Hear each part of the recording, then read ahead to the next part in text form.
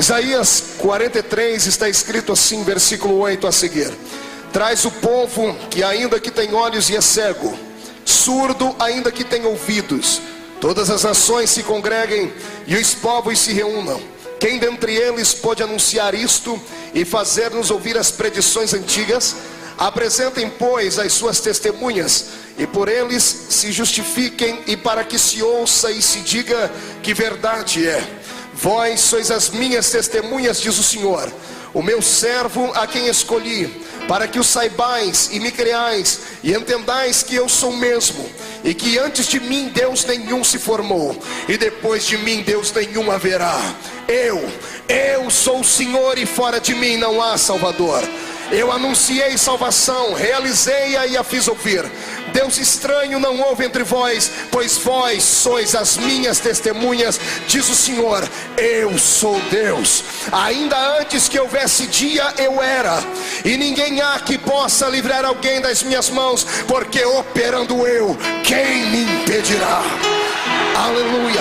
Capítulo 44 do mesmo livro, versículo 28 e a sequência do texto: que digo de Ciro, ele é o meu pastor e cumprirá tudo o que me apraz. Que digo também de Jerusalém, será edificada, e do templo será fundado.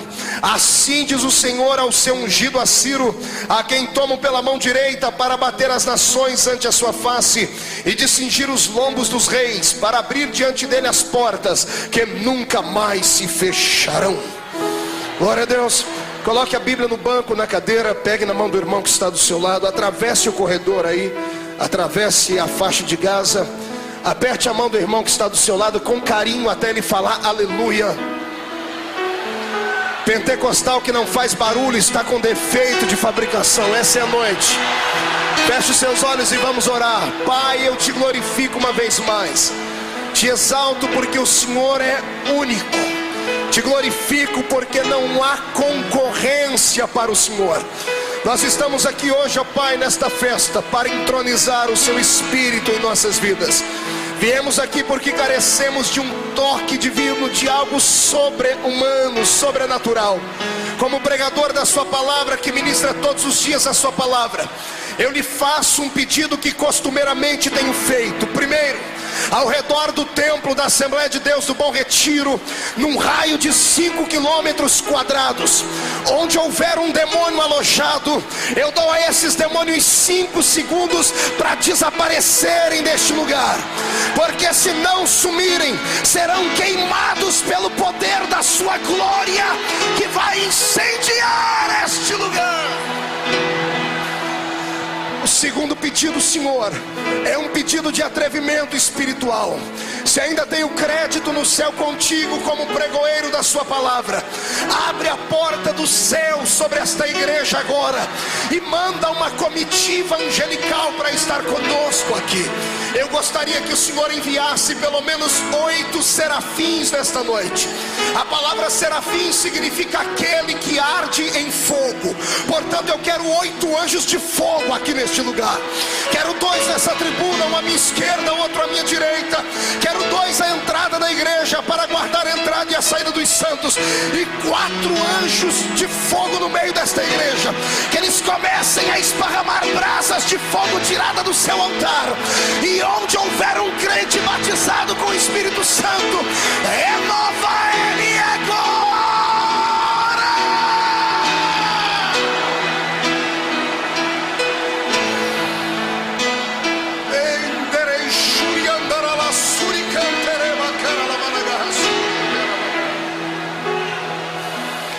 Tu és Deus, tu não precisas da ajuda de ninguém para operar. Mostra a sua onipotência nesta noite, em nome de Jesus teu Filho. Amém? Amém. Antes de se assentar, levante um dedo de profeta para cima comigo. Aponte este dedo no nariz do irmão que está do seu lado com carinho e diga para ele: se segure, porque a mensagem hoje é forte. Vai sacudir o seu interior, vai doer, mas logo em seguida virá o bálsamo, e você não vai voltar para casa andando, vai voltar para casa voando nas asas do Espírito. Quem acredita nisso, aplauda ao Senhor e tome o seu assento. Aleluia. Glória a Jesus, glória a Jesus. Os que podem, tomem o seu assento. Os que não podem permaneçam de pé comigo. Eu prometo não me delongar muito nessa noite. Glória a Deus. Senhoras e senhores, amados de Cristo Jesus, noiva do Cordeiro, simpatizantes da fé evangélica, pastores, leigos, enfim, toda a igreja do Senhor. Estamos aqui hoje reunidos em torno do único nome que deve ser ovacionado, glorificado, que é o nome de Jesus Cristo, Santo de Israel. O Senhor nessa noite tem algo novo e lindo para realizar e confessar aos nossos corações. Ele vai dizer palavras tão poderosas na sua vida que alguns vão sair daqui hoje e vão perder o rumo da sua casa. Vão ficar tão cheios da unção do Senhor que vão querer emendar este culto com o culto de amanhã aqui. E não fique constrangido. Essa é uma noite liberada para que os pentecostais possam adorar a Jesus Cristo. Já deixa avisado ao irmão que está do seu lado que se ele ficar 5 minutos sem abrir a boca, você vai pisar no dedão do pé dele para ver se arranca algum tipo de barulho da boca dele. Amém, queridos? Só mais um glória a Deus para eu não me perder aqui. Lindo, magnífico. Ao abrir a minha Bíblia no livro do profeta messiânico, no livro do profeta Isaías, o Senhor conta ao meu coração uma bela história. O livro de Isaías não é um livro comum. O livro do profeta Isaías, apenas a título de curiosidade, trazendo assim algo de história para aqueles que me escutam, é um livro especial para os judeus. Os judeus amam em particular o livro de Isaías, porque pensam eles que o Isaías da nossa Bíblia, ele trata-se de um profeta, talvez não um profeta, mas o profeta, abaixo de Moisés, o maior que permeou a terra. Isaías deixou um compêndio de profecias e está relacionado na categoria dos profetas maiores. Não que ele fosse maior em conhecimento, mas sim pelo volume de palavras e de profecias que ele escreveu. É chamado de profeta messiânico porque nenhum profeta vaticinou tanto a vinda do Messias como o profeta Isaías. Homem de Deus, versado nas palavras, e há quem diga que ele era professor na Universidade de Jerusalém. Tinha ele sangue azul em suas veias, porque pertencia à nobreza daquele povo. Até que num belo dia, ele descobriu que não era o seu tio quem era o seu maior guardião, mas sim o próprio Deus de Israel. No dia em que morreu o tio de Isaías, o rei Uzias, ele teve uma visão de Deus, uma visão transcendental, que mudou o curso da história deste homem. Sempre que prego sobre Isaías, eu falo dessa sua vocação neste dia. Ele entrou dentro do templo, talvez como sempre entrava, talvez levado pela motivação natural e as circunstâncias da vida, mas aquele dia havia uma pessoa interessada em se revelar a ele. Deus o estava esperando dentro do templo. É o que aconteceu nessa noite com aqueles que vieram aqui ao Bom Retiro. Talvez você veio pela festa das nações, talvez outros vieram porque afinal de contas o culto de segunda-feira o Senhor tem nos abençoado, mas Deus já estava aqui esperando você para revelar a você algo profundo e tremendo. Eu não sei se você gosta de barulho ou se você está acostumado com o poder pentecostal. Talvez vale incomodar um pouquinho, mas antes da meia-noite, esse poder vai fazer parte do DNA do seu espírito. O Senhor vai te motivar a crer nele, porque ele está aqui. Quem crê que Deus está aqui, levante a mão para cima e glorifique a ele. Até para nós cristãos que somos evangélicos, que cremos na Bíblia Sagrada como um todo em uma revelação, Isaías tem um quê de revelação para nós. Nossa Bíblia Sagrada tem 66 livros, assim compostas entre duas alianças, a velha e a nova. A velha aliança é composta por 39 livros, a nova aliança por 27 poderosos livros. O livro de Isaías parece que tem um quê de mistério de revelação. É um livro que tem 66 capítulos e também pode ser dividido em duas partes. Os primeiros 39 capítulos à sua esquerda e os próximos 27 capítulos à direita. Se na nossa Bíblia os primeiros 39 livros falam de Israel, os 27 posteriores livros falam sobre um novo Israel.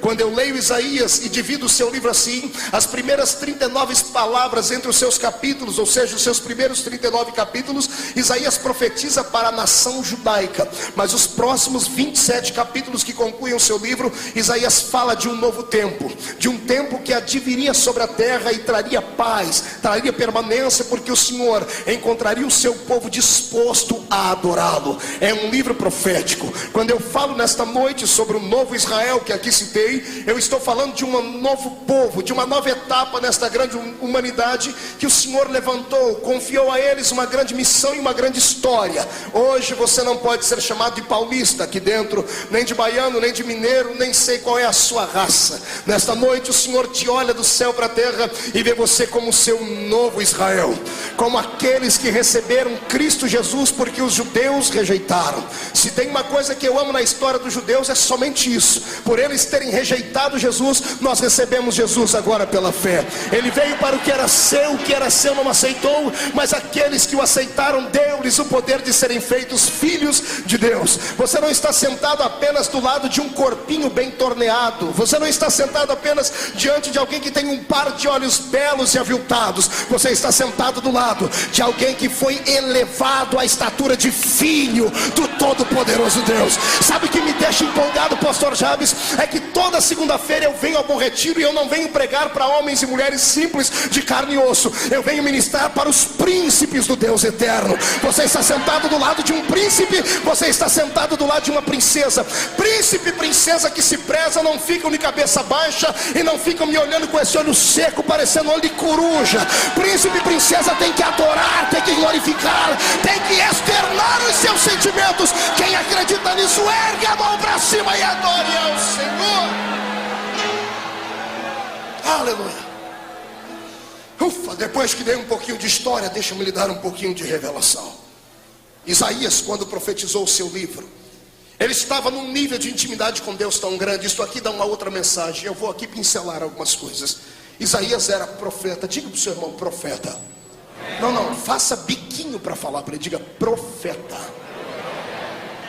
Pergunta para ele, sabe o que é isso? Pergunta para o outro do outro lado, quer ser isso? Diga para ele, aperte o cinto então. Isaías era profeta. O profeta era aquele cidadão que Deus escolhia. Não sei se pelo temperamento, não sei se pela santidade, não sei se pela necessidade, mas Deus encontrava nestes seres humanos de carne e osso, que pareciam ser naturais, algo que os fazia ser sobre-humanos. Deus olhava para esses homens e confiava a eles os seus segredos. Havia pelo menos 3 grandes pessoas que eram ungidas no Velho Testamento: reis, sacerdotes e profetas. Quando eu olho para o sacerdote e o profeta, que eram homens espirituais, eu tenho neles algo poderoso de Deus para lhe falar. O sacerdote era ungido por Deus para ouvir as lamúrias do povo e contar para Deus. O sacerdote era essa a sua função. Ele ouvia o povo e intercedia a Deus. O profeta fazia diferente. Ele ouvia o pensamento de Deus e relatava aos homens o que Deus pensava. Sempre houve, e talvez sempre haverá, uma grande divergência entre sacerdote e profeta. O sacerdote tem a função de levantar o altar. Aí vem o profeta, aponta o dedo e diz assim: esse altar está desmantelado, tem que levantar ele. Mas ambos são homens de Deus. Isaías não era sacerdote, era profeta, era íntimo de Deus. Parece que Deus levantava esses homens porque Deus tinha uma certa necessidade de se revelar aos homens. Deus criou uma criatura extraordinária na terra chamada ser humano e queria manter com eles intimidade, queria manter com eles diálogo. Deus queria ser presente no cotidiano da vida deles. Mas nós conhecemos a Bíblia e sabemos que logo em Gênesis, pelo capítulo de 6 a 8 do livro de Gênesis, o Senhor arrancou o Espírito Santo do homem, porque o homem não tinha mais a alegria de dar alegria a Deus. O homem pecou contra Deus deliberadamente. Quando este elo foi quebrado, o homem se transformou quase que um estranho a Deus e vice-versa. Então Deus já não se revelava mais à humanidade como um todo. Ele esperava que homens e mulheres fossem sensíveis à sua voz para se revelar a eles. Daí os profetas. Eu costumo dizer que profeta é aquele que anda na contramão da existência. É aquele que está no meio de um rio e ele nada contra a correnteza. O profeta não enxerga como um homem comum e não fala como um homem comum. Talvez por isso seja sempre perseguido. Talvez por isso seja sempre mutilado. O profeta do Novo Testamento mais famoso que temos depois de Jesus é João Batista. O ministério dele foi prodigioso e gigantesco. 3 anos e meio. 3 anos e meio depois arrancaram a cabeça dele por falar verdades. Porque o profeta era uma espécie de consciência do ser humano. mas quando eu vejo os homens arrancando a cabeça de João Batista, um dia que eu estudava essa história, Deus me deu uma revelação que eu saltei na minha casa e adorei. Eu li a história toda e disse assim, naquela história de João Batista: Deus, aquela mulher da Bíblia Sagrada, Salomé, ela era maluca, porque o rei fez a ela ele deu a ela uma opção, disse: olha, pede e eu te darei até a metade do meu reino. Ela poderia ser dona de metade do reino de Roma, porque a palavra do rei era irrevogável. Mas o que foi que aconteceu? Ela pediu a cabeça de João Batista no prato. Um dia que eu li isso, eu disse: essa mulher era ignorante, era louca. E o Senhor entrou na minha alma e disse assim: não, ela era inteligente. Eu disse: por que, Senhor? O que vale a cabeça de um profeta morto? O Senhor disse: vale muito mais do que metade do reino de Roma de pé. O Senhor ama profetas. É por isso que nessa noite o Senhor vai te levantar como profeta. E se prepare para apanhar, se prepare para sofrer, se prepare para ver pessoas lhe perseguir, porque a unção que virá sobre ti será uma unção misturada, uma unção de João Batista com Elias. E esta cidade, este país terá que se curvar, e nós vamos poder gritar: ainda há profeta em Israel. Quem pode adorar a Jesus, que adore agora. Então vamos para este texto. Quando Isaías escreveu esta parte da Bíblia, ele não estava, aos olhos dos homens, com a sua mente no lugar. Pensavam que ele estava esquizofrênico, pensavam que ele estava sofrendo de algum mal de sua mente, porque ele escreveu este livro, ou melhor, estes capítulos, num período em que ele andava nu pela terra. Durante 3 anos e meio, Isaías se dispôs das suas roupas e andou pelado pela terra, para mostrar aquilo que Deus pensava acerca do povo, porque Israel estava como que de vergonha diante de Deus. Quando Isaías faz isso, os homens pensam que ele estava louco, ele perdeu amigos, perdeu influência, mas ele ganhou a intimidade com aquele que fez os céus e a terra. Entre os valores da vida, eu vou lhe dizer uma coisa: entre ser amigo de um homem e ser amigo de Deus, eu prefiro ser amigo de Deus, porque Deus não trai, Deus é honesto, e o Senhor nunca será hipócrita conosco. Por isso eu lhe convido nessa noite a ser amigo de Deus. Se você pegar na mão de Deus hoje e voltar para sua casa, quando chegar na calçada da sua casa, os demônios que mandam lá vão estar com as malas arrumadas, esperando você dar a ordem para eles saírem daquele lugar, porque quem é amigo de Deus tem poder nesta terra. Isaías era amigo de Deus. Neste período, eu quero aqui lhe convidar agora para que você abra o seu coração, porque haverá um momento de melancolia nesta mensagem.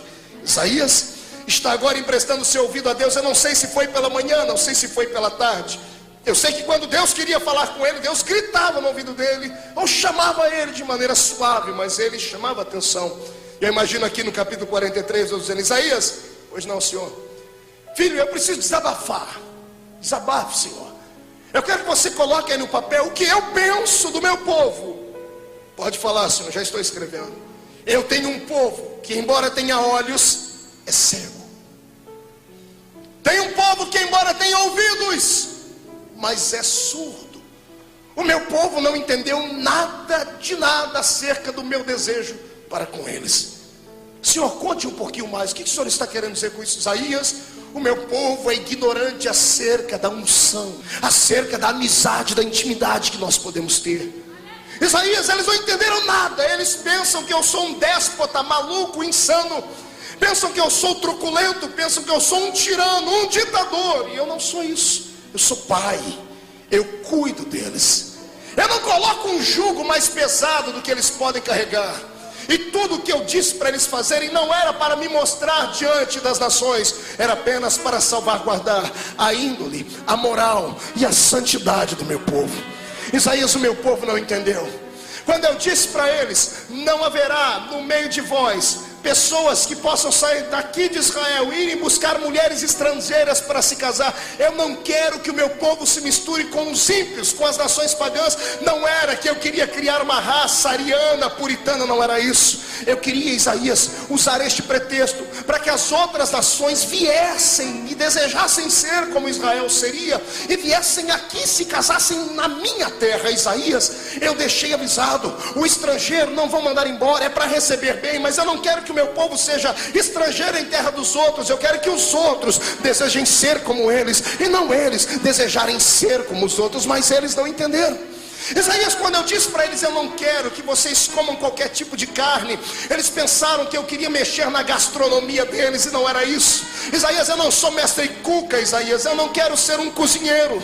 Quando eu disse para eles, não era para comer qualquer tipo de carne, era para guardar o corpo do meu povo, era para eles não sentirem doenças, era para não terem cânceres, para não terem úlceras, para não terem o seu sangue em estado de envenenamento. Isaías, eu sou um Deus que cuida do meu povo até nos mínimos detalhes, mas eles não me entenderam. Isaías, quando eu disse para eles, agora vai apertar aqui, quando eu disse para eles: não haverá roupa de homem em mulher, e não haverá roupa de mulher em homem, Isaías, eles acharam que eu queria ser apenas um estilista de Israel. Não era isso, Isaías. Eu não quero ser estilista, eu quero apenas guardar a santidade do meu povo. Eu quero que quem olhe para uma mulher veja que ela é mulher, veja que ela é feminina, veja que ela nasceu com aquela natureza.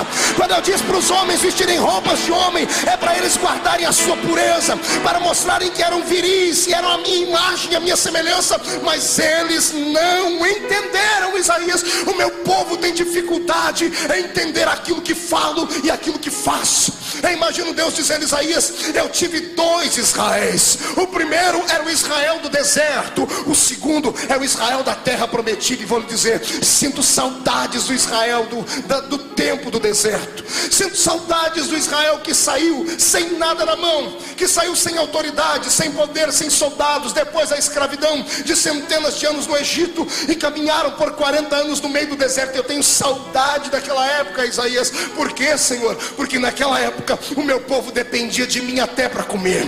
Todas as vezes que eles estavam com fome, a barriguinha deles doía de fome, eles dobravam o joelho, levantavam a mão e diziam: Pai do céu, nós não temos restaurante, nós não temos como ter comida, os nossos filhos precisam de alimento. Isaías, 2.710.000 pessoas de joelho diziam: Pai, manda comida. Isaías, se tem uma coisa que eu amo, é responder a oração do meu povo. Se tem uma coisa que eu amo, é dar ao meu povo aquilo que eles carecem e necessitam. Deixa eu lhe dizer uma coisa: você não conseguirá nunca, jamais importunar Deus, você jamais pegará Deus de surpresa. Mas o que Deus espera é que você coloque para fora o desejo e fale: eu preciso, eu quero, eu necessito, eu pago o preço. Há um Deus do céu que já está arregaçando as mangas dos seus vestidos e tem na sua mão uma bandeja com milagres, com autoridade. Ele está disposto a entregar na sua mão. Então abre essa boca e pede.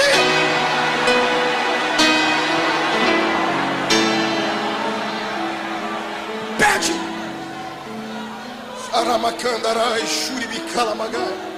Pede. Isaías, quando eles pediam: manda carne, Pai, manda comida, eu pegava os meus anjos do céu que trabalham na padaria celeste. Eles pegavam o maná feitinho na hora e mandavam o maná na mesa do meu povo. Quando eles enjoavam do cardápio e pediam: Pai, nós queríamos outro tipo de comida, eu fazia chover carne na mesa deles. Quando eles estavam cansados de beber da água lamacenta do rio Nilo, ou daqueles pseudo-oásis no meio do deserto, quando eles queriam água cristalina e diziam: Pai, nós queremos água, e eu falava para o meu servo: toca na rocha e a rocha vai verter água. Isaías, quando eles estavam caminhando durante o dia e o sol estava esturricando a pele, quando eles começavam a se abanar, diziam: Papai, a temperatura está quente. Eu levava a minha nuvem em cima deles e mudava o clima. Eles andavam no meio do deserto como se estivesse dentro de um carro com o ar-condicionado ligado, porque eu cuido do meu povo. Quando estavam durante a noite morrendo de frio, porque no deserto é assim, ou é 8 ou é 80, ou é frio demais ou é calor demais. À noite, quando eles estavam para se congelar, eles começavam a gemer de frio. Eu acendia a minha tocha em cima da nuvem e eles ficavam guardados debaixo do calor. Isaías, onde foi que eu falhei?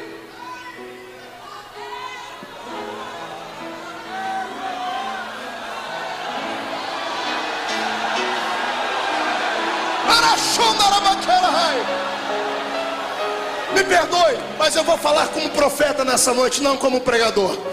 Pregador do evangelho, ele anuncia boas novas. Profeta denuncia o pecado. Então, se você não gosta de barulho, dava tempo de ir para casa, agora não dá mais para mim. Então escute aí, ouça.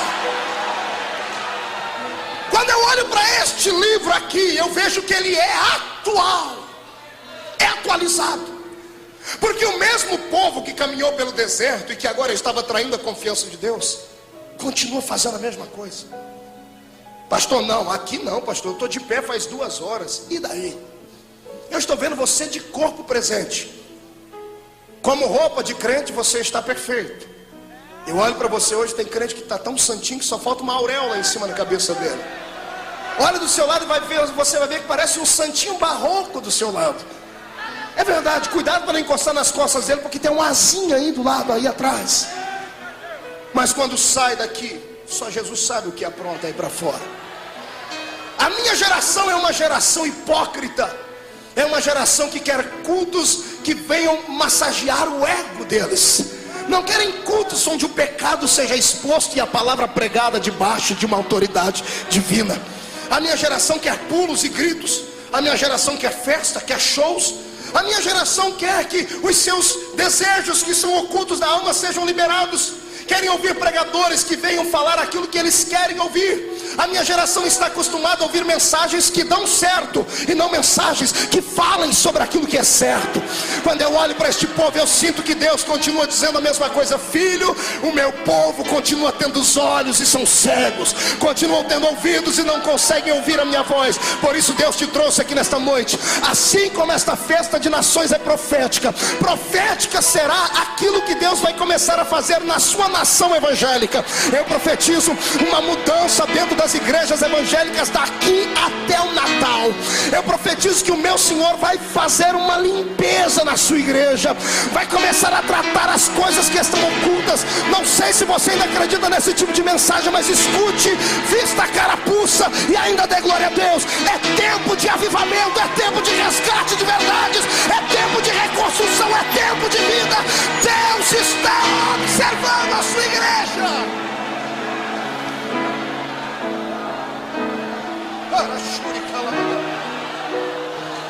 Ouça-me. Sabe qual a carência que Deus tem neste século? Não são de homens ricos, nem de grandes políticos.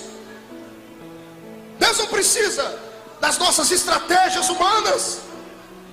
Deus não precisa que nos reunamos em grupos de pessoas importantes ou não e passemos a escrever e fazer grifes num papel e dizer: se nós fizemos isso, mas isso vai dar nisso. Deus não está procurando pessoas que sejam intelectualmente preparados e que tenham o seu QI acima da média. Deus está procurando profetas. Deus está procurando gente sensível, que quando entra da igreja não se engana com os aparatos artificiais. Deus está procurando alguém que não se mundanizou. A igreja deve modernizar, sim, mas mundanizar jamais. A igreja não vem ao culto para ouvir melodias que tocam o ouvido, mas que não descem para o coração. Púlpito não é uma plataforma de shows. A igreja não vem ao culto para ouvir homens filosofar. Filósofos, se você quiser ouvir, pegue livros, vá ler sobre Sócrates, Platão, Aristóteles, Grande, vai ouvir esses homens, você verá filosofias. A igreja precisa ouvir verdades, verdades que a encaminhem para o céu. Jesus está voltando, a trombeta vai tocar, e não é de qualquer jeito que vamos subir. É por isso que este culto, pastor Jabes, é profético. É por isso que esta igreja está cheia de pessoas essa noite. Deus vai arrancar de dentro da sua igreja o espírito de hipocrisia que existe no século 21 e levantará novamente os fiéis.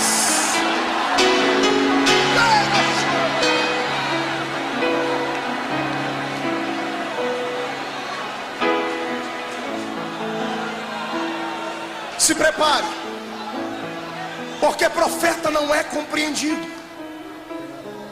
Quando aceitam um profeta é por causa do medo que tem dele. Mas ninguém quer ser amigo de profeta, só é amigo de profeta por conveniência. Eu não sei o que vai acontecer com a sua vida hoje, mas o meu Jesus está queimando no meu coração, dizendo que ele vai mudar vidas aqui. Vai dar um giro de 180 graus em algumas pessoas aqui. Quando você chegar em casa e olhar no espelho, você não vai se conhecer mais. E não se assuste quando a partir de amanhã o seu coração começar a sangrar de dor em ver a igreja caminhando por um abismo e sem ter como levantá-la. Pessoas não vão começar mais a dormir tranquilamente à noite, porque vão voltar a ouvir o gemido do Espírito Santo, e vamos entrar num grupo de guerreiros. Satanás vai ter que se mudar do Brasil. Os demônios vão ter que soltar esta nação. Eu profetizo em nome de Jesus Cristo a falência dos terreiros de macumba deste estado, a falência dos terreiros de macumba deste país. Eu profetizo em nome de Jesus Cristo que a partir de hoje nenhum crente andará de cabeça baixa, não vai se sentir humilhado quando chamarem você de crente. Deixa eu dizer, quando te chamarem de crente, não sei como é que eles vão dizer, se num sentido pejorativo ou para te humilhar, mas quando essa palavra entrar no seu ouvido, não tenha vergonha, encha o peito, murcha a barriga, diga: sou crente do reteté de Jesus, não tenho vergonha, eu adoro, eu salto, eu pulo, eu grito, eu falo verdades porque não sou da terra.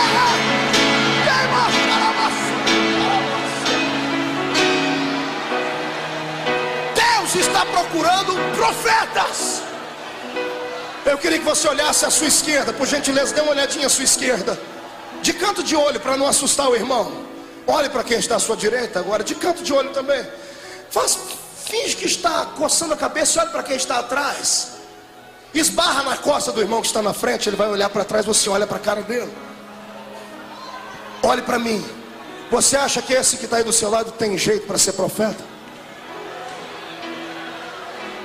Pastor, como é que a gente vê as características? Vou lhe dizer, se ele estiver aí me olhando assim de cima para baixo, fazendo um bico de tamanduá, com olho seco igual olho de sapo que morre no dia de enchente, e tiver com a boca travada, boca de aço, língua de ferro, dá um grito na orelha dele, porque não serve.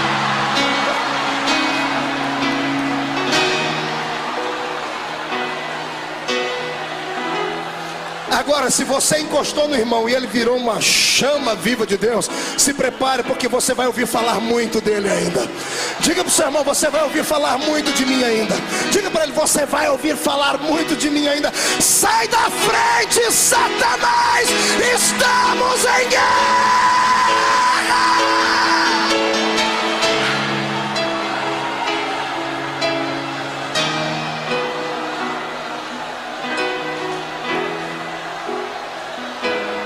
Olhe para mim.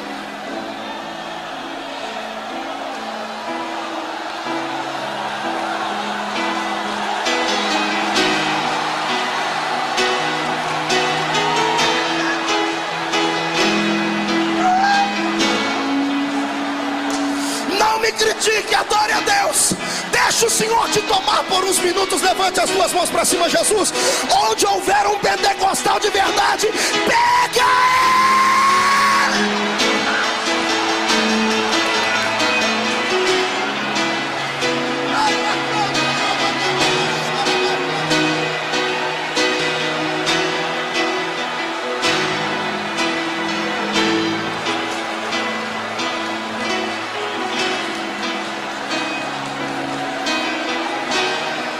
Meu Deus, respire um pouquinho e olhe para cá. Isaías não era profeta dos cananeus, não era profeta dos heteus, dos girgazeus, dos heveus. Isaías era profeta dos hebreus. Ser um hebreu não era ser um qualquer da terra. Ser um hebreu era viver na terra credenciado por três características só deles. Primeiro, ser um hebreu significava ser eleito. Diga eleito. Não, busca a voz lá no diafragma. De novo, 1, 2, 3. Eleito. Eleito. Isso. Tivemos uma eleição. Só elegemos as pessoas que queremos, gostamos, acreditamos, que tem a melhor proposta, a pessoa que nos represente lá. Só votamos em quem nos dá confiança. Quando Deus disse que Israel era um povo eleito, Deus estava dizendo: no meio de todos os povos da terra, só Israel me conquistou. Só acreditei neles. Só eles poderiam representar os meus pensamentos na terra. Está entendendo isso? Prepara para dar um grito de glória a Deus agora, porque você é um novo Israel de Deus. Aqui dentro ninguém precisa se preocupar com candidatura, está todo mundo eleito. Eu estou pregando para um povo que foi eleito com apenas um voto, e antes de ser eleito pertencia a um partido que, olha, não dava quórum político de jeito nenhum. Todo mundo aqui, pastor Jabes, pertencia à sigla do partido PPP, Partido dos Pecadores Perdidos. Você estava desgraçado, nem a sua mãe acreditava em você. Tem gente aqui que era tão feio, mas tão feio, quando olhava no espelho não sabia se estava de frente ou de costa, irmão. Uma tribulação. Andava pela rua com ódio de Deus, do mundo e de si mesmo. E um dia teve a oportunidade de andar num desses cruzamentos da vida, numa das avenidas, e encontrou com alguém que tinha poder de voto. O voto de Minerva estava na mão dele. Ou seja, o voto único. Jesus Cristo me elegeu e elegeu você com apenas um voto. O voto do sangue dele na cruz do Calvário. Você é eleito. Não bastasse ser eleito, eles habitavam na terra que manava leite e mel. Diga, leite e mel. Não era morar em qualquer lugar. Eles estavam num lugar prescrito, pré-elaborado, dado a eles de presente pela mão do próprio Deus. Habitar na terra que manava leite e mel significava estar no lugar mais seguro do mundo. Há alguns anos atrás, os homens pensavam que o lugar mais seguro do mundo era aquela pequenina ilha nos Estados Unidos, a ilha de Manhattan, onde estavam alicerçadas as torres do World Trade Center, as torres gêmeas. Quantas vezes não passei por ali, ao pregar no estado de Nova York ou New Jersey? Quantas vezes eu não vi ali a prepotência, a arrogância, a supremacia, entre aspas, dos americanos? Não era difícil você caminhar por ali e ver o FBI, a CIA, a SWAT, ver aqueles especuladores de Wall Street descerem das suas limusines amparados por aqueles leões de chácara, aqueles guardiões gigantescos, aqueles guarda-costas. Quantas vezes eu não ouvi ainda desde a minha infância americanos irem para a TV, como George Bush pai, como Bill Clinton e até mesmo Ronald Reagan, que dizia assim: nós americanos não tememos um ataque atômico porque temos mísseis anti-arma atômica. Ou seja, se alguém liberasse uma arma atômica contra eles, os radares deles eram capazes de rastrear e explodir a bomba antes de caírem ali. Estavam com o seu ego inchado, achavam que só porque tinham guardas em volta da sua casa estavam guardados. Se esqueceram de um versículo da Bíblia, onde os seus pais na fé aprenderam: em vão vigia o atalaia, se o Senhor não guardar a casa. Se esqueceram que quem guarda a vida do crente é o próprio Senhor dos exércitos. E o que aconteceu? Aconteceu que alguns anos atrás, alguns homens insanos, malucos, endemoniados, não estavam com arma atômica, não estavam com metralhadora, com faca de pão na mão, dominaram aviões, lançaram os aviões sobre o World Trade Center, sobre o Pentágono, e o mundo inteiro de lá para cá virou uma miséria de terror. Há uma expectativa no coração da raça humana, porque ninguém mais vê paz. O Oriente Médio está em chamas, a Europa está amedrontada com o ataque que houve em Madrid. Nós temos aí todos os dias nas páginas dos jornais, os principais deles, que a guerra é iminente. Não há mais paz, não há tranquilidade, ninguém mais tem tranquilidade nesse mundo. Quando eu lia isso um dia desses, e um dos grandes repórteres da Folha de São Paulo escrevendo sobre isso, dizendo que já não há mais paz e nem segurança, e não há mais ninguém que tenha calma e paciência, eu comecei a dar gargalhadas, porque eu disse: esse escritor não conhece o povo que eu conheço. Eu conheço um povo que não teme ataque aéreo, não teme a ira de Bin Laden, não teme os mísseis atômicos do Oriente Médio. Eu pertenço a um tipo de povo que é guardado por dentro e é guardado por fora. Eu pertenço a um povo que habita a terra que mana leite e mel. E a terra que mana leite e mel tem nome. Eu sei que um crente vai gritar: já sei, pastor, a minha é a Assembleia de Deus. E eu vou dizer: é claro que não é a Assembleia de Deus. O lugar que mana leite e mel, este lugar abençoado, não se chama Assembleia de Deus, nem Batista, nem Igreja Universal, nem Metodista, nem Presbiteriana, nem Igreja Jesus Cristo foi ali e já volta. Não, esse lugar tem nome. A terra que mana leite e mel se chama o centro da vontade de Deus. Quem está no centro da vontade de Deus está guardado. Quem está no centro da vontade de Deus, se levantarem contra ele 11.000 demônios, 1.000 demônios cairão ao seu lado, 10.000 à sua direita, e eles não serão atingidos.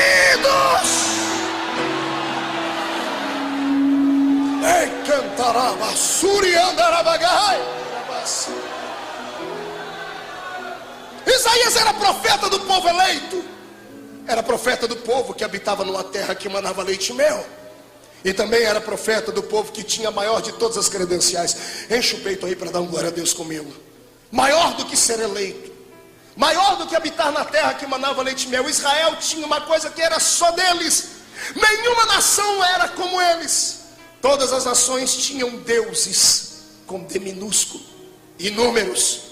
Israel tinha apenas um Deus, um Deus com D maiúsculo. Um Deus que, quando estava conversando com Isaías, disse assim: eu aviso o meu povo que ainda antes que houvesse dia eu era. Ninguém há que possa livrar alguém das minhas mãos, porque operando eu, quem me impedirá? Dá para nascer um macho na terra, um demônio no inferno, ou um anjo no céu, para peitar o meu Deus e não sair fulminado. Dá para nascer alguém que tenha coragem de debochar de Deus e não receber no seu corpo a punição por essas coisas, porque eu não sirvo a um Deus de meia pataca, eu sirvo a um Deus que é pura essência de glória e magnitude. Ô pastor, pega leve, porque me disseram que o meu Deus é amor, me disseram que o meu Deus é paz. Sim, mas se esqueceram de dizer que o seu Deus também é juiz, que ele é justo. O meu Deus não pactua com infidelidade. Não é porque na sua igreja te aceitam do jeito que você veio. Eu sei que esta é a premissa da mensagem: venha como está. Aí nós temos que complementar: venha como está, mas não pode ficar como veio.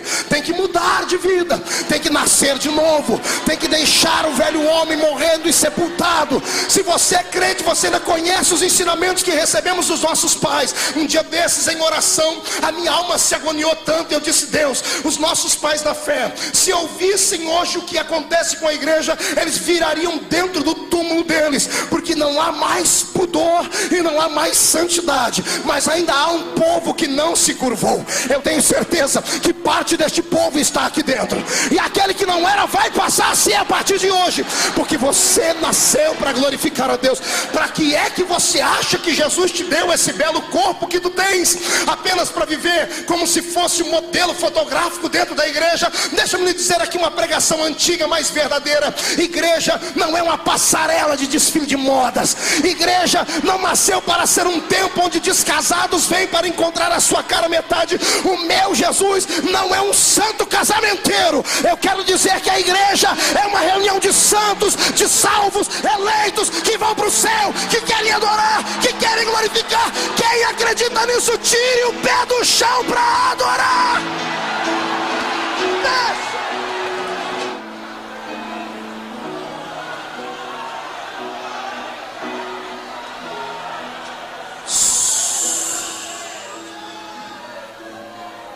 Em resumo, Deus estava dizendo: Isaías, eu escolhi Israel não para andar pendurado na minha cintura como se fosse o meu chaveirinho particular. Eu escolhi Israel para que fossem um exemplo para as outras nações. Eu queria que quando uma mulher cananeia, eu queria que quando um Eteu, um Eveu, um Gergaseu ou qualquer eu da vida passasse perto de um judeu, que seja de longe, olhasse para o judeu e visse diferença e dissesse: eu quero ser igual a ele. Deus queria que as mulheres das religiões pagãs, ao olhassem uma judia se vestir, se portar e cantar e adorar o seu Deus, fosse como eles. E sabe onde foi que Israel pecou? Aqui. Israel não conseguiu mudar o mundo, mas o mundo conseguiu mudar Israel. Se você entendeu a mensagem, pode começar a dar glória a Deus. A igreja não pode ser mudada pelo mundo. O mundo é quem tem que ser impactado com a vida da igreja. Quando eu falo roupa de homem, roupa de mulher, eu não estou falando de calças, não estou falando de mini blusa ou coisa assim. Estou falando daquilo que tira o pudor, daquilo que tira o brilho da presença, da imagem de Deus na vida do ser humano. Quando eu falo dessas coisas, eu não falo apenas de uma santidade aparente. Eu falo de algo que começa lá dentro e se exterioriza. Eu falo de algo que só Deus pode dar. Está na hora de você deixar de viver essa vida esquisita, abaixo da média, como um crente que parece uma galinha de Angola, que toda vez que dobra o joelho diz: eu estou fraco, estou fraco, estou fraco. Toda vez que eu recebo 1 milhão de e-mails todos os dias e mando: pastor, me ajuda em oração, porque a carne é fraca. Eu já tenho um e-mail decorado de resposta. Eu mando um e-mail para ele assim: e por acaso o pecado é vitamina para fortalecer a carne? Porque a carne é fraca e todo mundo peca. Quando peca é para fortalecer. Está na hora da igreja voltar a usar uma palavrinha pequenina. Me desculpe a falta de decoro, mas vou dizer assim mesmo: a igreja precisa novamente de um brilho no rosto, tomar vergonha na cara e voltar a ser uma igreja que transforma, uma igreja de vida. A pessoa que está do seu lado, ela tem que exalar unção, ela tem que transpirar poder, ela tem que viver uma vida acima da média. Ela pode andar com os pés na terra, mas a mente tem que estar colada no céu. Os olhos têm que visualizar o eterno Deus. Isaías, o povo não entendeu.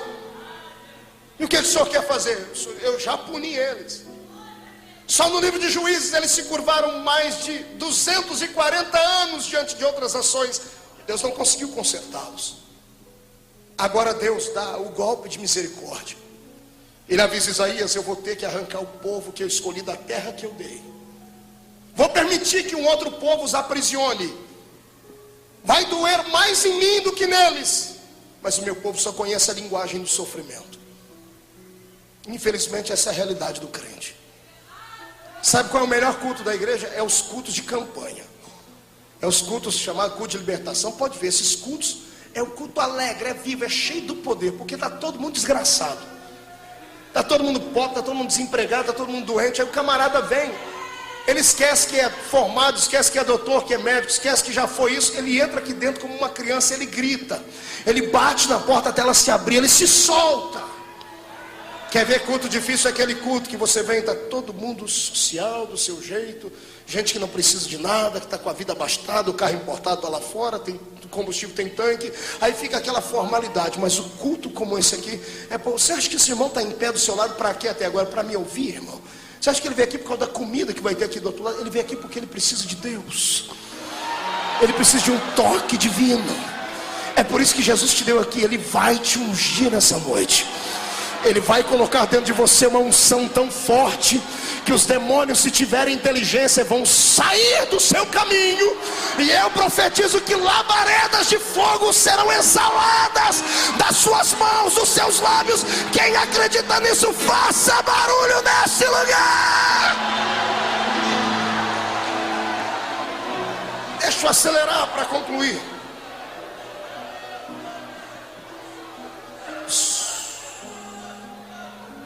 Sabe o que Deus fez com eles? Deus permitiu que os inimigos os levassem embora. Veio o rei de Babilônia, queimou os portões de Jerusalém, destruiu as muralhas, profanou o templo, levou embora o povo para dentro de Babilônia. E o detalhe é que Isaías havia profetizado isso no ano 700. Estamos iniciando o 6º para o 5º ano, porque no Velho Testamento tem ordem retroativa. 100 anos depois que Isaías profetizou, foi chamado de louco, maluco e tudo mais, começa a profecia a se cumprir. Quando os primeiros homens foram levados para dentro de Babilônia, foi levada a primeira leva como sendo a leva inteligente, os ricos, os importantes, os que tinham sangue azul. Há quem diga que eles entraram dentro de Babilônia arrogantes, dizendo assim: fiquem tranquilos, daqui a pouco Deus nos tirará daqui. Deus é bondoso, basta a gente chorar um pouquinho e ele já se emociona. Eles não sabiam que Deus estava cansado de ser enganado. Eles não sabiam que Deus estava cansado de dar corda a eles. A misericórdia de Deus é como um laço, não do passarinheiro, mas de bênção. Só que é um laço, é uma corda que tem fim. E Deus deixa o cidadão ir, esperando que todos os dias ele olhe para trás e peça pelo menos perdão. E quando isso não acontece, o cidadão vai indo até que a corda estica. E quando a corda estica, o tombo é feio. Está entendendo isso? Se você entende a palavra profética, Deus está dizendo que está na hora de você mudar de vida. Pare de brincar com Deus. Pare de brincar de ser crente. Para de brincar de ir em culto. Para de brincar de transformar a igreja num centro social. O Senhor quer que você entre aqui dentro e reivindique a glória dele, sim, mas que preste a ele um culto de alegria, de santidade ao nome dele. O Espírito do Senhor está aqui neste lugar, sim, da presença dele.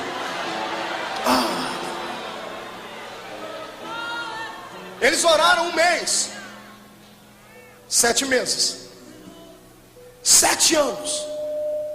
E aqueles que entraram presos em cativeiro achavam assim: não, Deus vai nos tirar daqui em breve. E começaram a ficar em dúvidas, porque Deus nunca deixou eles sofrerem muito tempo. 10 anos, 15, 20 anos. Os que entraram com 18 anos já estão com 40.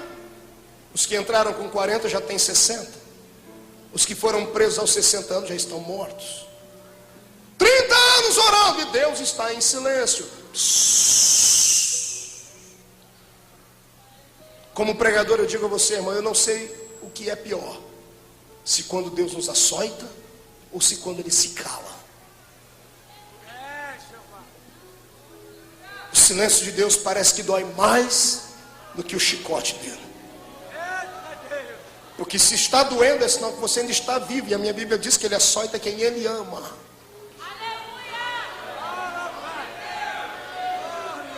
40 anos, os meninos que entraram com 18 estão com 60. Aí eles escrevem salmos.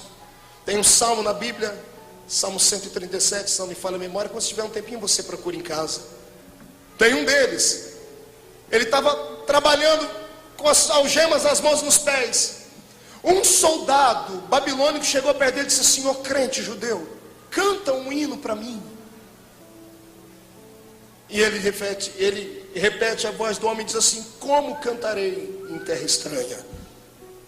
Eu sinto saudades dos salgueiros que havia em Jerusalém, onde pendurávamos as nossas harpas. Não há alegria, como cantar um hino do Senhor em terra estranha? Eu abro um parênteses para dizer isto aqui: o que tem de gente aqui dentro que já profetizou, que já viu o céu pelo lado de dentro. Pessoas que nasceram dentro de lar evangélico, o pai e a mãe eram gente de seriedade, gente que tem chamada, e que perdeu o ministério, e que hoje vive uma vida subhumana espiritualmente falando. Se arrastam, pulam de igreja em igreja, porque não tem mais parada, não há paz na alma. A sua alma está num cativeiro. Deus está tratando com você. Ele não quer que você morra nesse cativeiro. Ele quer que você dobre o seu joelho, ou dobre a sua alma, e reconheça que você já foi melhor do que é hoje, e que precisa mudar de vida.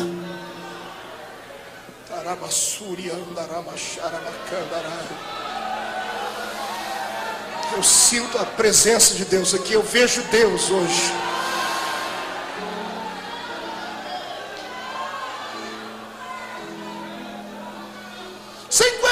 De cativeiro. Os filhos dos cativos nasceram lá. Eles nunca viram Deus, nunca viram milagres. Mas os pais lá com a algema na mão diziam: filhinho, não faça como nós fizemos. Nós pecamos contra Deus. E os filhos que nasceram em cativeiro conheciam um Deus de lendas. Mas era tanta verdade que saía da boca do pai deles que eles acreditaram e começaram a orar também. 60 anos depois, 65 anos orando, e parece que o céu está de bronze. Não é que Deus não ouvia, Ele ouvia, mas não podia se pronunciar. Deus precisava curar o câncer. Toda doença forte tem que ser tratada com choque.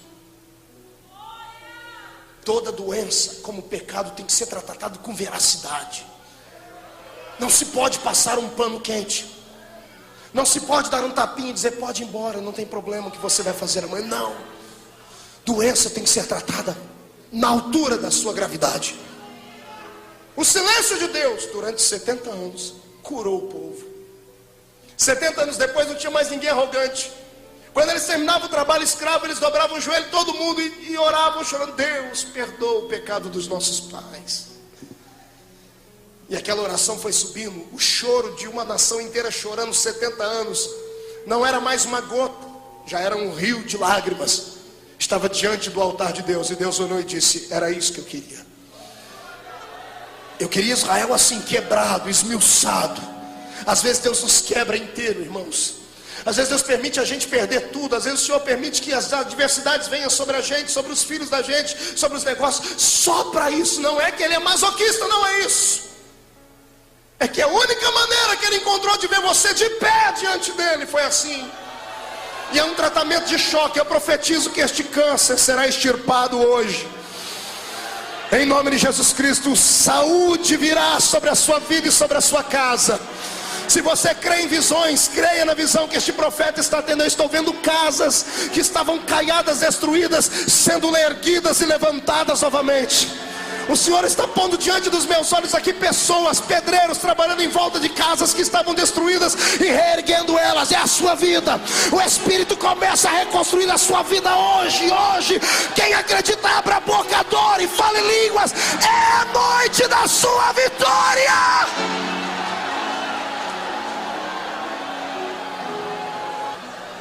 Estamos acabando. Ouça-me. Aleluia. Às vezes eu prefiro esse tipo de barulho do que o outro. Esse aí de gemido, escute aí, ó. Choro. Esse não tem como imitar. É hoje, Jesus. É hoje. É hoje. Os demônios vão se mudar da rua da sua casa. Fique tranquilo. É hoje. É hoje que você que entrou aqui caído, angustiado, vai sair daqui marchando como um soldado. Eu profetizo em nome de Jesus Cristo. A sua vida está separada entre dois tempos. Há um divisor de águas antes e depois dessa mensagem. Se prepare, porque o tempo de cantar chegou.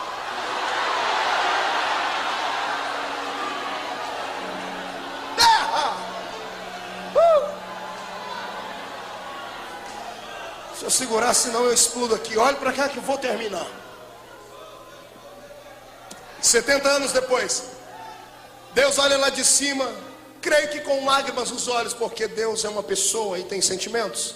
A minha Bíblia diz que Ele se entristece. Quem se entristece acaba chorando.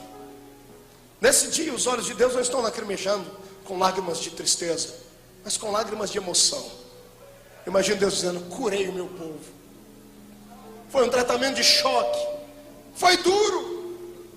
Foi duro ver o filho deitado em uma cama doente. Foi duro ver o filho receber tratamento pesado. Mas agora valeu a recompensa. O filho está de pé, curado. Deus olha para ele e diz assim: Israel, eu ainda sou o Senhor. Fora de mim não há Salvador. E vou dizer mais. Lembrem-se do que eu disse a Isaías: quando eu opero, ninguém me impede. Levante a mão direita, pegue o ombro do seu irmão com carinho. Agora chacoalhe ele até ele ficar irritado. Chacoalhe ele, diga para ele: você crê nisso? Diga: operando Deus, quem me impedirá? Grita no ouvido do seu irmão: é noite de vitória. Então salta desse lugar para adorar. Fica de pé comigo.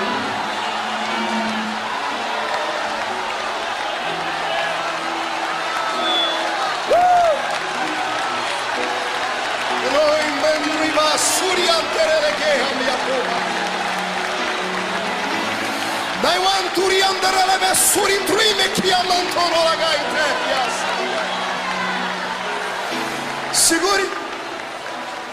Conclusão do sermão. Pegue na mão do seu irmão. Atravesse o corredor. O povo estava no cativeiro. 70 anos. Não são 7 dias, nem 7 anos. 70 anos. Diga 70 anos. Não havia mais nenhum soldado de pé em Israel. Estava todo mundo destruído. A autoestima de Israel estava abaixo de zero. O diabo estava todo feliz, dizendo: durante 70 anos eu calei Israel. Não há juiz, não há profeta. Os sacerdotes continuam a sua tradição, mas não tem autoridade profética. Israel perdeu a batalha. Aí Deus fica de pé no trono e diz: operando eu, Satanás. Eu imagino o diabo lá nos cafundó do Judas, onde ele mora, com os demônios dele, pastor Antônio Carlos, olhando para o outro dizendo assim: quero ver como é que Deus vai se sair dessa. Não tem juiz, não tem herói, não tem soldado. Como é que eles vão sair daqui? Aí do outro lado, lá do mundo, no meio de um povo pagão, entre os medos e persas, tem um homem chamado Ciro. Diga comigo, Ciro. Com a prepotência de Babilônia, Deus levanta Ciro, e Ciro aprisiona o reino de Babilônia e destrói Babilônia. Da noite para o dia, foi funesto, foi uma coisa, foi terrível, foi como um incêndio. Quando o rei de Babilônia viu, ele já estava deposto. Ciro está no trono, a notícia chega entre os povos que estavam aprisionados. Os judeus escutam a história e enviam uma liderança para falar com Ciro. Chegam e dizem: doutor Ciro, nós não temos nada contra o senhor e o senhor nunca teve nada contra nós judeus. Queremos ir embora. E Ciro diz para eles assim: vocês não podem ir embora. Mesmo não tendo nada um contra os outros, vocês vieram no pacote. Eu conquistei um povo, uma nação, e vocês são mão de obra barata, de graça. Vocês são escravos. Não posso libertar. Os judeus voltam para suas casas e começam a orar. A história diz que um judeu encontrou uma caixa antiga, um baú.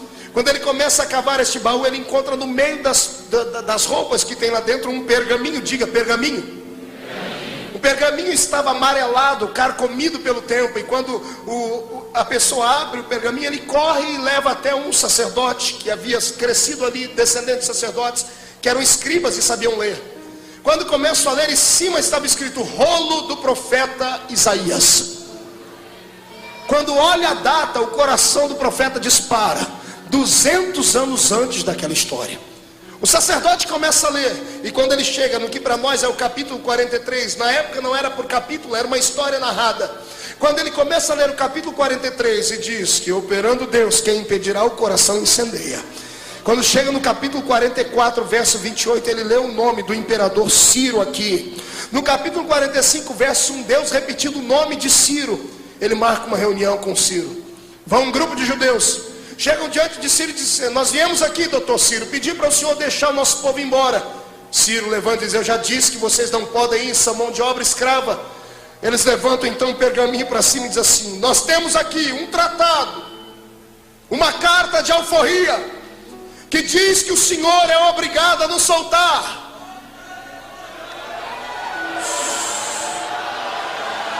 Todo mundo para no palácio, Ciro fica desconcertado. Dizem que quando Ciro ouviu isso, ele diz: deixa-me ler. E o sacerdote leva o Isaías 45 para ele, 44.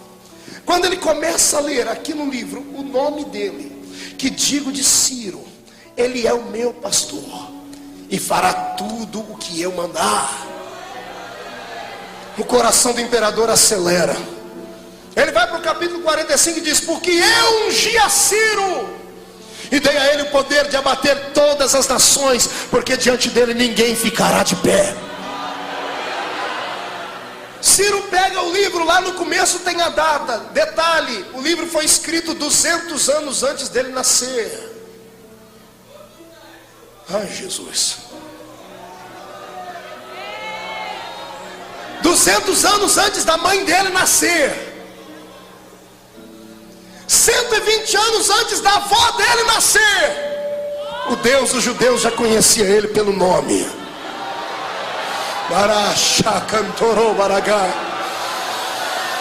Quem foi que disse que a palavra final é de Satanás?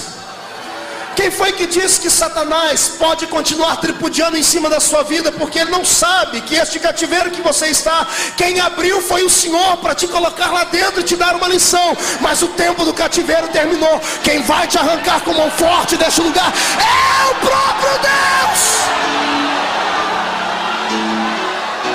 Aperte a mão do seu irmão, vou terminar agora. Em tempos de crise, Deus tem um elemento surpresa. Deus tem uma arma secreta. Deus tem uma carta na sua manga. Satanás não tem como surpreender Deus, porque Deus é onisciente. dificuldade do homem é essa: nós temos mais fé para crer no diabo do que para crer em Deus. Sabe por que você está oprimido, deprimido, comprimido e destruído? Porque você pensa como o diabo. O diabo só fala do seu passado. Você olha para o passado, o diabo só fala das coisas que você fez. Isso te destrói. Sabe por que o diabo nunca vai ganhar de Deus? Porque Deus sempre está um passo à frente dele. Deus não olha para o passado, Ele olha para o futuro. Deus olha para o futuro.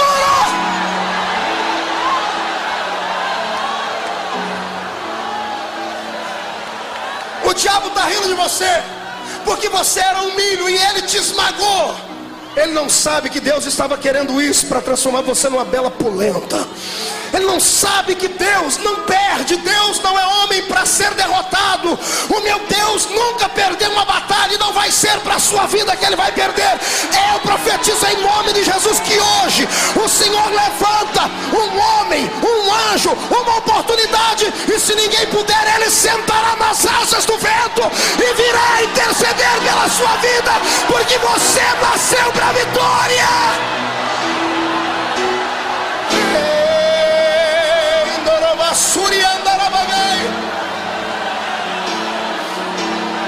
Agora deixa eu dizer uma coisa para encerrar isso aqui, ponto final. Pastor Jabes e pastores a minha retaguarda, o diabo é sujo. A vida do diabo é tentar contra a vida desses homens. Você sabe disso. A única coisa que o diabo se esquece é que o número de demônios que ele tem é limitado. E ele não tem muitos demônios à disposição dele. Quando caíram do céu, caiu a terça parte. Para cada demônio que te oprime, existe 2 anjos para te livrar.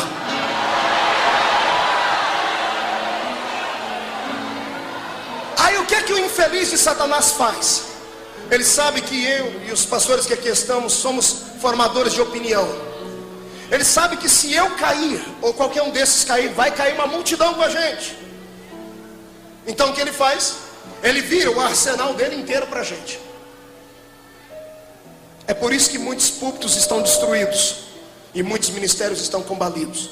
Não é porque são fracos, não é porque são ignorantes, é porque somos linha de frente. O diabo vai jogar pesado para nos derrubar. Aí o que o infeliz de Satanás fez? Prendeu muitos púlpitos, prendeu muitos ministérios. Só que para derrotar um homem como eu, como esse que aqui estão, ele não pode vir um demônio só, tem que vir um monte, exércitos de demônios. Para pegar um homem, lá na Bíblia Sagrada, precisou de uma legião, 6.000 demônios para dominar um. Então imagine quantos demônios vêm contra nós. O diabo pensa que derrubando a gente, acaba com a igreja. E ele se esqueceu que o meu Deus sempre terá um elemento surpresa para usar. Ele apontou todos os mísseis dele contra o pastor Jabes nessas 2 semanas de luta que nós passamos junto com o seu filho. Porque sabe que com isso destrói o homem psicologicamente. Eu perdi um filho, eu sei o que é isso. Então escute, quando ele faz isso para nos oprimir, ele não tem um número grande de demônios. Os demônios vêm contra nós e eles esquecem que existem pessoas na igreja que não são pregadores, que não são evangelistas, mas que quando dobram o joelho no chão,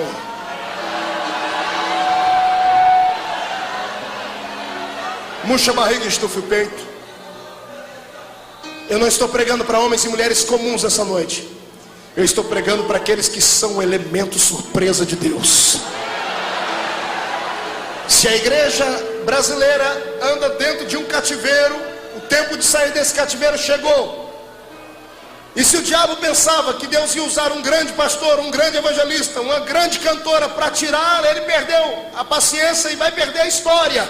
Porque Deus não precisa de mim para livrar vocês, Ele pode usar você. Nessa noite Deus vai pegar o menor aqui entre nós, aquele que está no último lugar da fila. Deus vai virar a fila. Aquele que estava lá atrás virá para frente. E eu profetizo que uma unção de consagração para ministério desce sobre este lugar agora. Se prepare para receber uma chamada de Deus que vai impactar a sua geração. Comece a adorar. Solte a mão do seu irmão Eu quero saber quantos querem receber uma unção dobrada para ser esse elemento surpresa de Deus. Dê um passo à frente. Dê um passo à frente. Estamos terminando. Sua barriguinha está roncando. Já vamos comer coisas gostosas aqui do lado. Venha, venha rápido.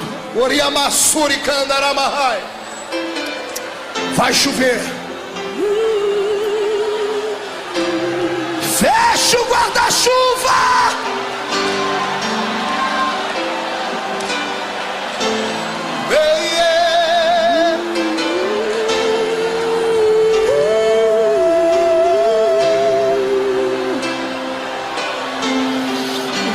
Swing revelation.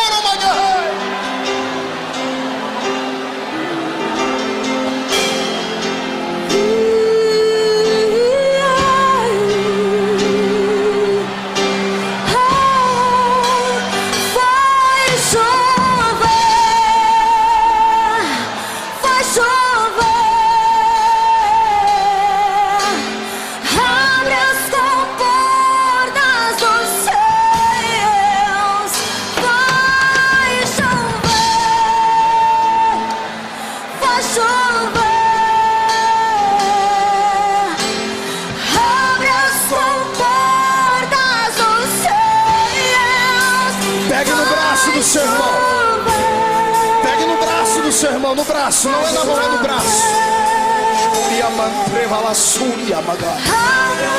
Toda a igreja faça isso, aí fora faça isso. Eu estou ouvindo barulho de espadas. Demônios estão degladiando contra os anjos pela tua vida, mas a vitória é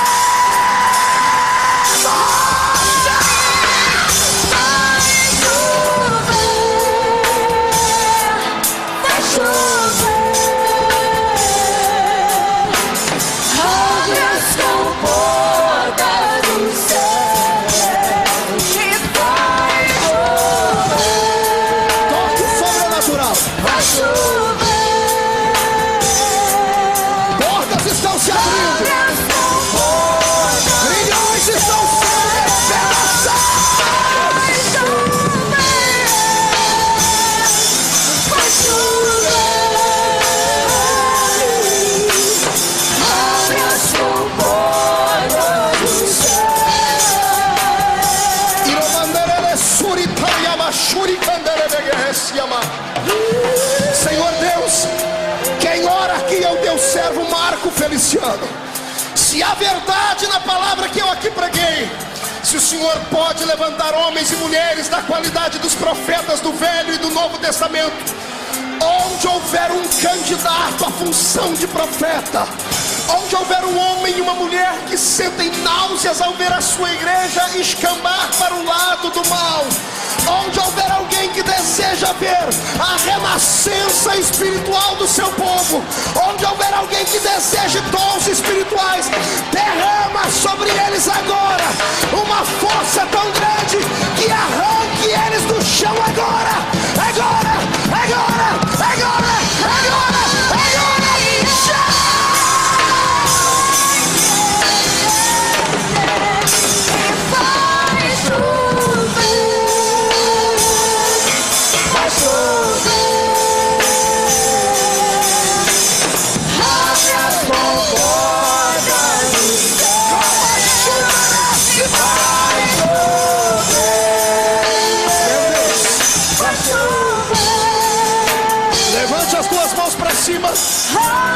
Bem alto.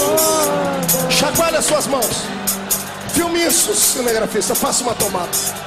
Com as mãos lá no alto. Eu quero profetas agora que possam ficar cara a cara com seu irmão, de mãos erguidas para cima. Escolha uma pessoa. Fique olhando nos olhos dela com as mãos erguidas para cima. Olhe nos olhos do seu irmão aí no banco. Faça isso. Olhe para ele e diga assim: é tempo de renovação. Diga: eu me candidatei ao cargo de profeta e vou deixar Deus me usar. Diga: ele vai começar a me usar agora para a sua vida.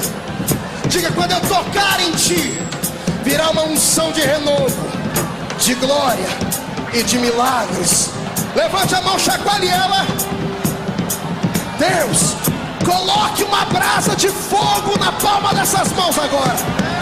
Onde os seus filhos colocarem a mão deles, coloque a sua agora. Agora, agora.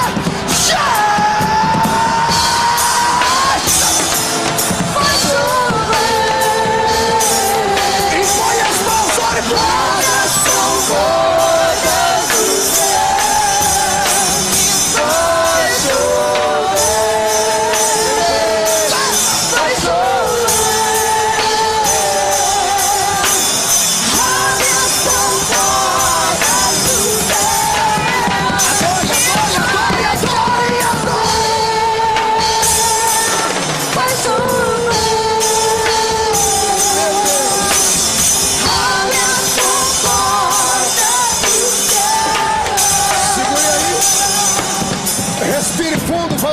vamos encerrar o culto. Essa parte. Abra a mão direita.